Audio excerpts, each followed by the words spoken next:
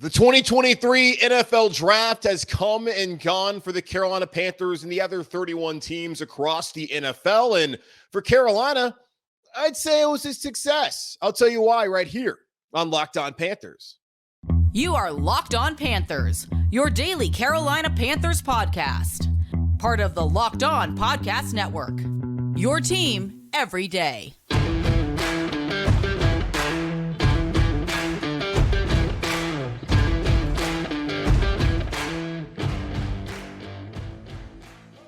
Welcome into another edition of the Locked On Panthers podcast, a part of the Locked On Podcast Network. I'm your host, as always, Julian Council, talking Carolina Panthers with you every Monday, Tuesday, Wednesday, Thursday, and Friday. Your team every day. That's our motto here on the Locked On Podcast Network. Subscribe or follow for free on YouTube or wherever you listen to your favorite podcast. And be sure to follow me, Julian Council, on Twitter at Julian Council, where on Friday I will be back to answer your weekly Friday mailbag questions, either at me or DM me on Twitter at Julian Council to get in on the weekly Friday mailbag right here on Locked On Panthers. The 2023 NFL Draft has come and gone for the Carolina Panthers and the other 31 teams across the NFL. And for Carolina, I think we have to feel pretty good about what the Carolina Panthers did this past weekend in Kansas City.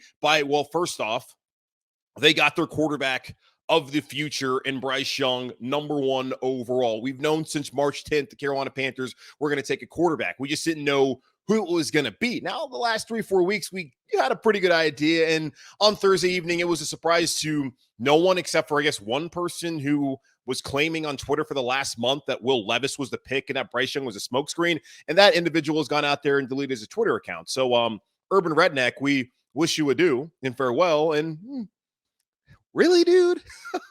So there's a shout out to one of the listeners, I think. So maybe not around anymore. Either way, Bryce Young with the first pick in the NFL draft. The Carolina Panthers took Bryce Young, quarterback out of Alabama, and I'm excited to have Bryce Young here. I know it talked about just looking at the coaching staff that Anthony Richardson might have made more sense just from the physical attributes that he has and his best footballs ahead of him. But when you break down the tape, and Frank Reich said it best, you watch the tape, there's a lot that's said about size. At the end of the day, there's a lot of factors that go into it.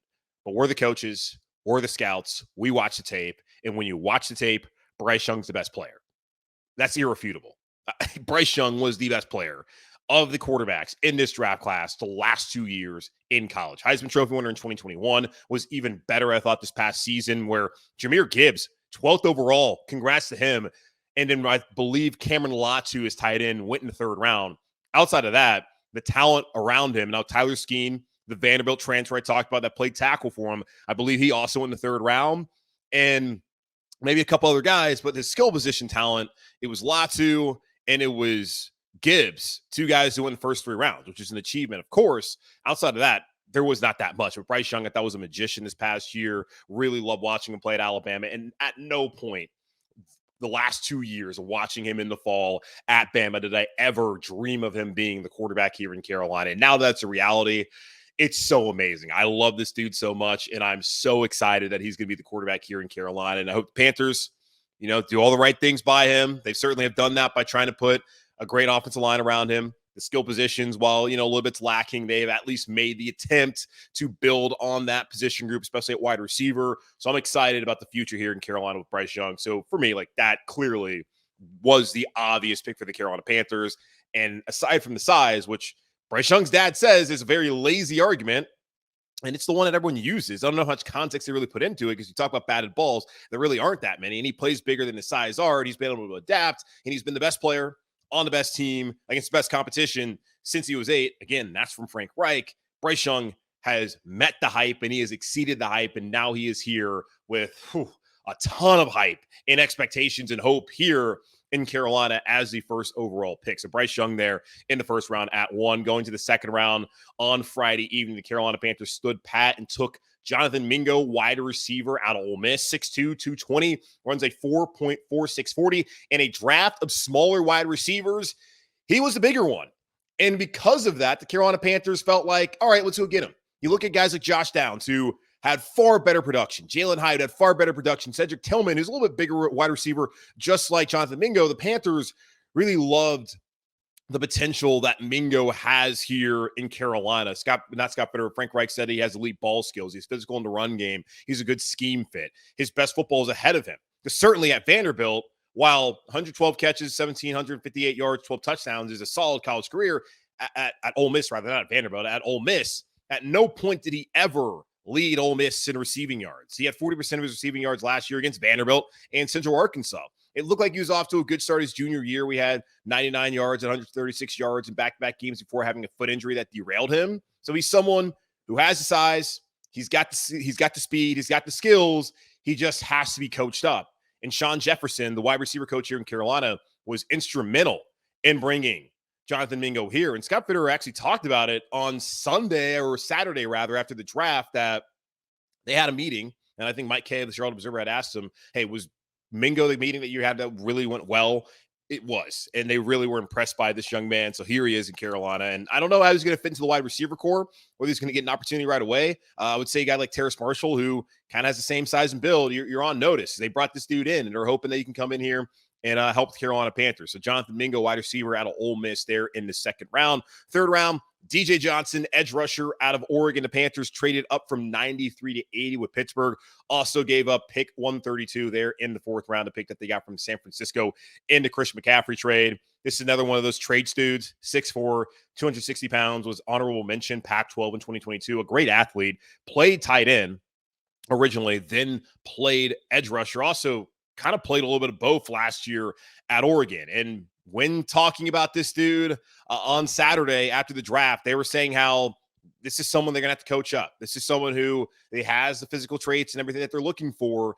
You just didn't get that production. At Oregon, he led the team in 6 sacks in 2022 at 39 tackles, 8.5 tackles for loss, 2 pass breakups. It's going to take some time to get DJ Johnson there. And there was some talk of the Panthers reach. And Scott Fitterer did admit that there's a run on edges, and if you wanted to get one, you had to move up. And they felt like DJ Johnson was worth giving up that pick that they got from the San Francisco and CMC trade, and worth moving up from 93. And they've gone out there and done that. What kind of role does he play in Carolina early on?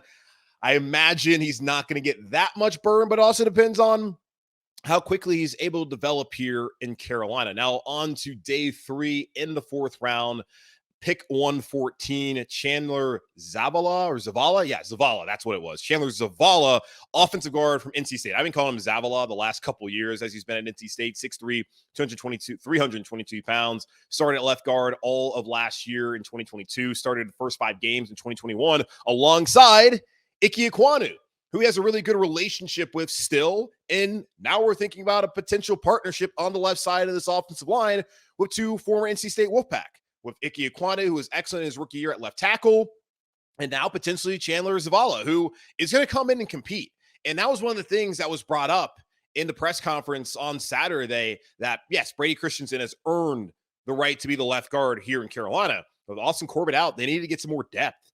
And it looks like Cade Mays is probably going to slot in there at right guard to start off the season, as Austin Corbett is expected to miss some time. We'll get into more of that later on here on the show. We talked to Mike Kay, and he said on a great offensive line last year, Brady Christensen, who played tackle in college, is someone who was the weakest link. And that's not saying he was bad, but he was the weakest of the 5 players on a very good offensive line a year ago for the Carolina Panthers. So there could be an opening for Zavala to come in here and to take that job. And maybe that moves Brady Christensen out to the swing tackle instead for the Carolina Panthers, which could be his more natural position. I'm not quite sure, but we'll see. It's good to get someone who I thought at NC State was a really good player, and certainly hurt them in the run game in 2021 when they lost him to that season-ending back injury after the first 5 games. Because State, with Bam Knight and which in person, had some good running backs. You just didn't really see that kind of production in 2021.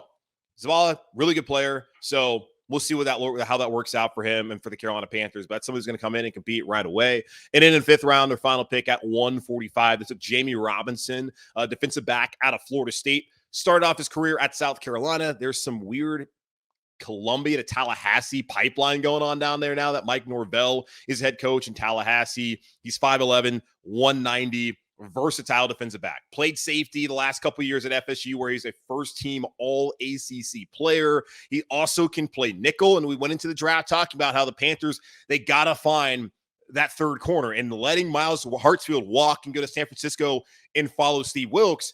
This is potentially a Miles Hartsfield replacement and an excellent player. If you watch Florida State the last couple of years, you watch Jammie Robinson, he is a dude, y'all. He's so freaking good. And I'm so happy the Carolina Panthers got him.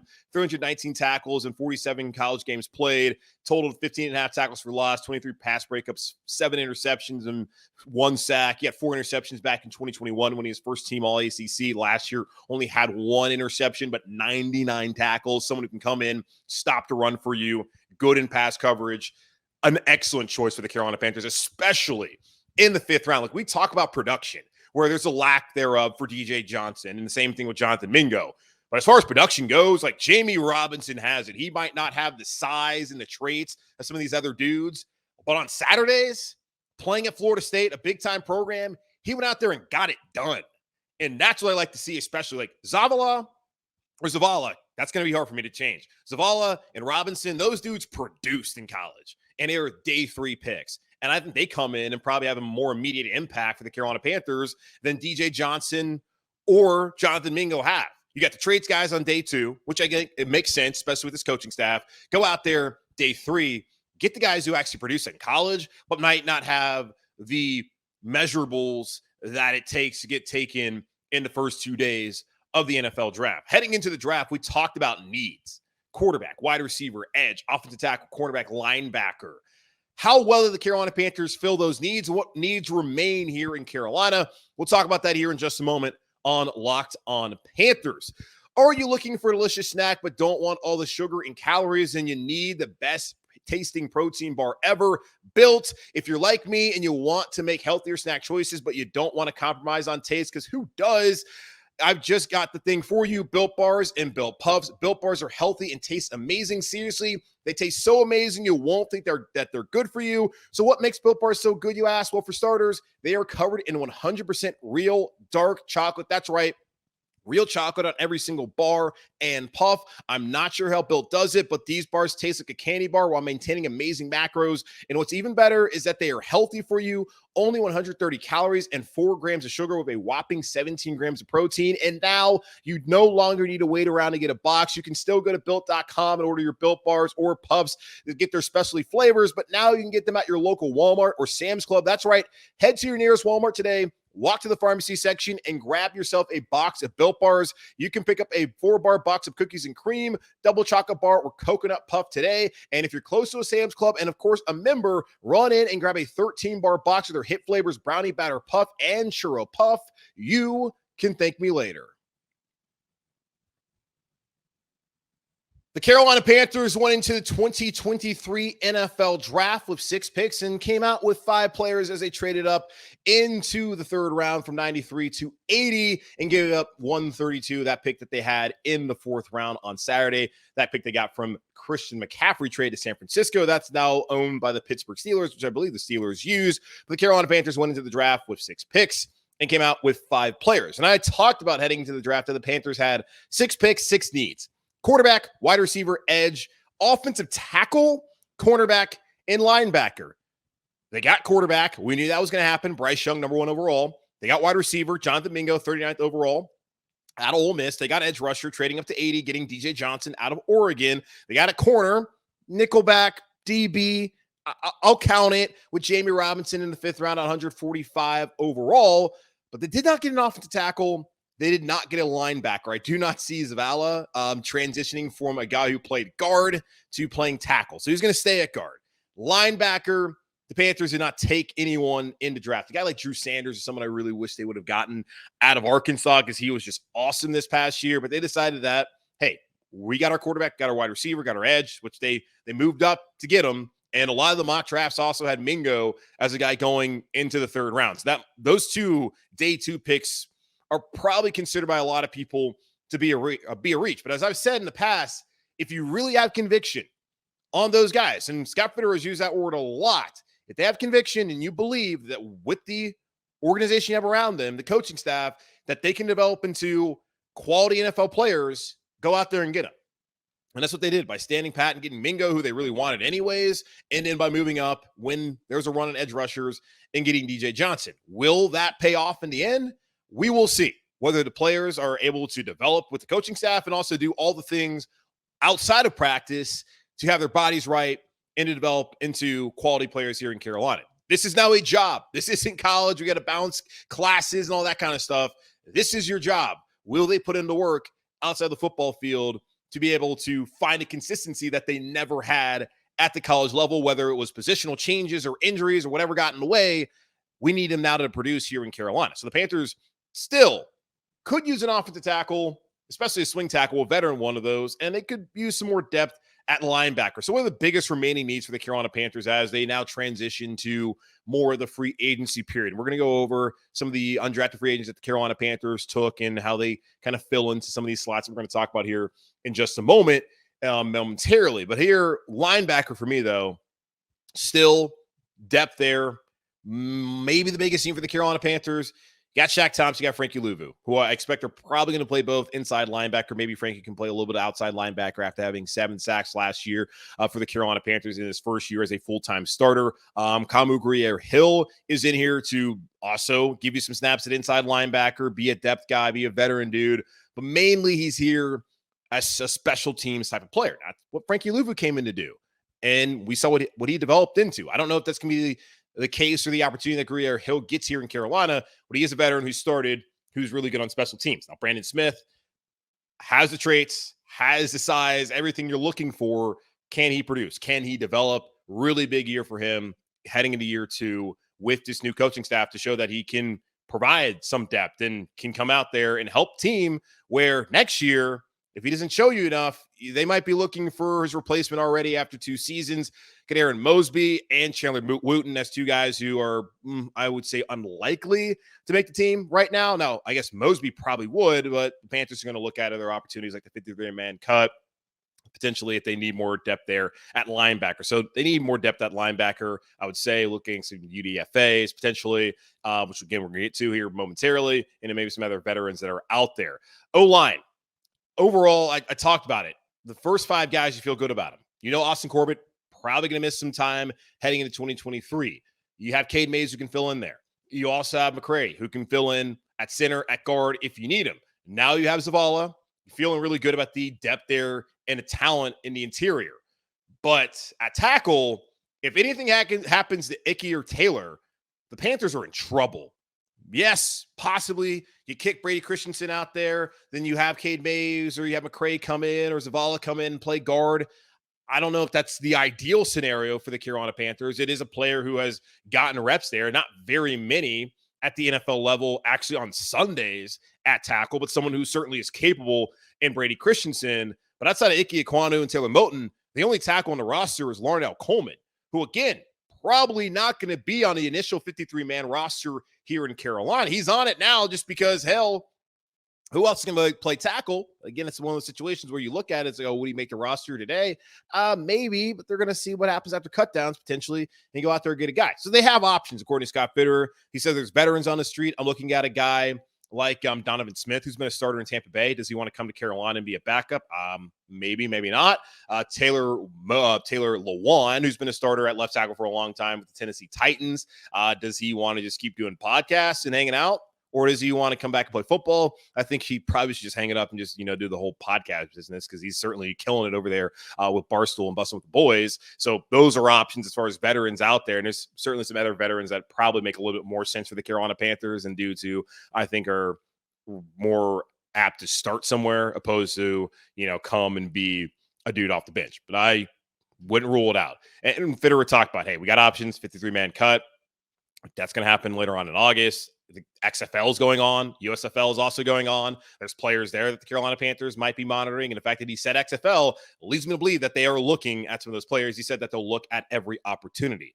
And they certainly need to find a veteran to be a swing tackle here in Carolina. I don't know if you're really banking on a UDFA to come in here and to be your backup tackle. Or, I don't know, Larnell Coleman, could that be that guy as well? Tight end. There was some talk whether the Carolina Panthers, they would take a tight end or not. You saw Darnell Washington and Luke Musgrave were both there available at 39. If the Carolina Panthers decided that they wanted to go in that direction instead of taking Mingo, of course they did not. They probably are set there. Hayden Hurst, Ian Thomas, both those guys can be on the roster. Tommy Trimble, probably fine right now because they didn't take one.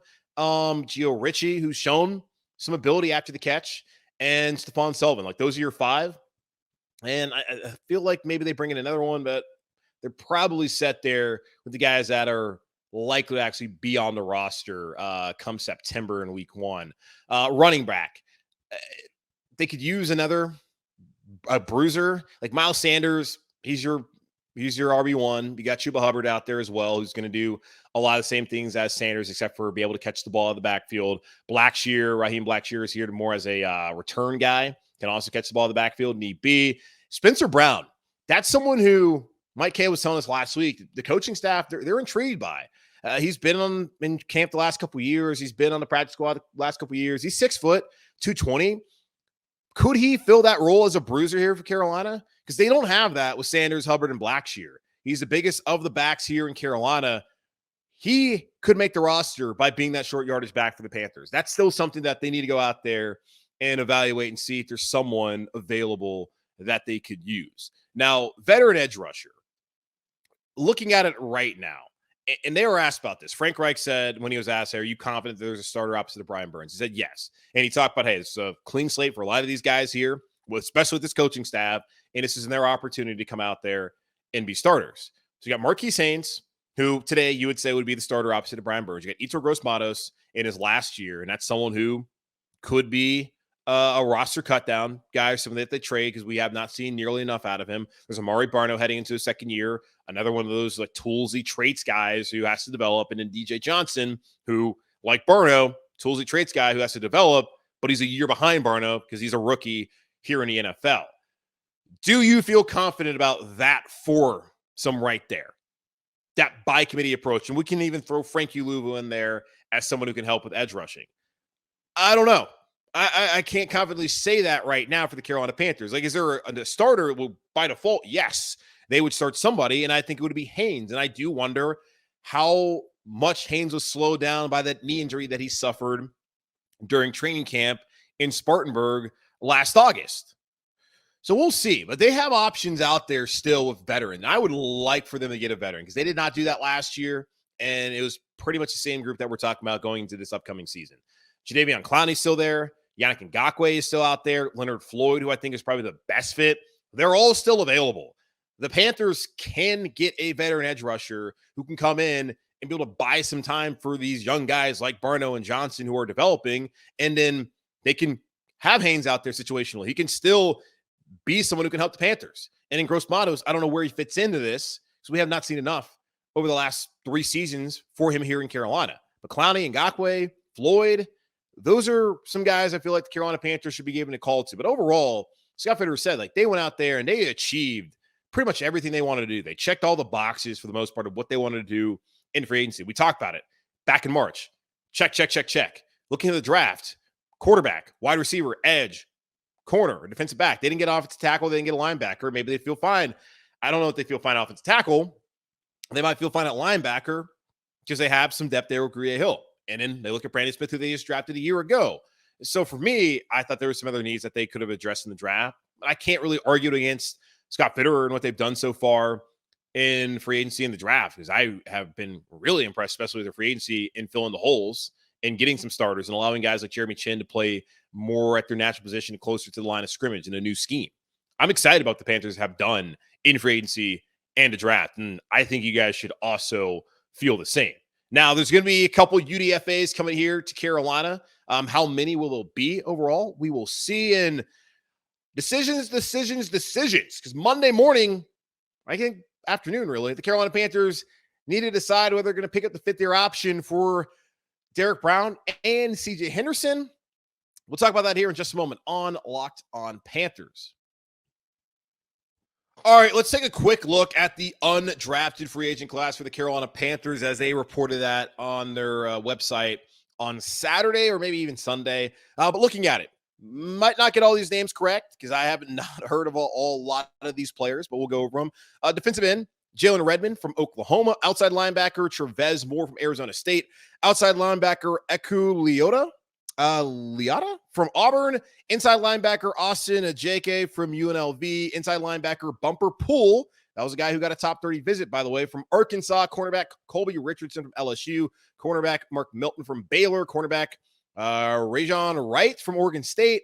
Safety, Nico Bolden from Kent State. Running back, Cameron Peoples from App State. I'm sure all of y'all know who that is. A lot of you do. Wide receiver, Josh Vann from South Carolina.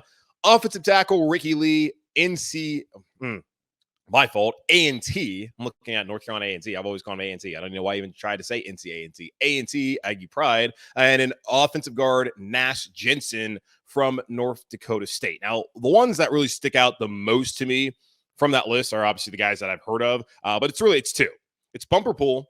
We talked about inside linebacker needing depth there. Bumper Pool's a guy who had some injury issues at Arkansas, but when he was on the field, he was excellent. Really helped that turnaround there with Sam Pittman, who came over from Georgia after being their offensive line coach. He's turned that program around at Arkansas, has him back to being a respectable program in the SEC, in large part because of guys like Bumper Pool who came out there and were really solid players. And that is someone, when looking at this list, I can see him making the roster. I imagine the injuries that he suffered at Arkansas are why he did not get drafted by any team. But the Panthers got a guy who, healthy the last couple of seasons, is probably an early day 3 pick. They got that guy's UDFA. So Bumper Pool, welcome to Carolina. Excited about that. Going to say it right now. Bumper Pool's going to make the roster. Cam Peoples, someone who rushed for 1,000 yards at App State a couple years ago, just short of it 2 seasons ago. This past year, not quite sure what happened with him or App after that September where they had the insane game against North Carolina, upset A&M where he had a huge run in that game, and then had a Hail Mary against Troy. I kind of tuned out App State football where eventually they didn't even make a bowl, but Cam Peoples, really productive player, had over 2,000 yards rushing at App State, playing in the Sun Belt, solid player. And that's another guy, when I look at this running back class, that's someone I can see making this roster. So Bumper Pool, Cam Peoples, those two guys who I'm familiar with, could see them making a roster. The rest of those dudes, I don't necessarily know about them. We can bring some people on here to talk about them. We got rookie minicamp coming up here soon, so we can get some perspective and some reaction following that, even ahead of that, on some of the guys who are going to be participating. We're also going to be really interested in seeing what Bryce Young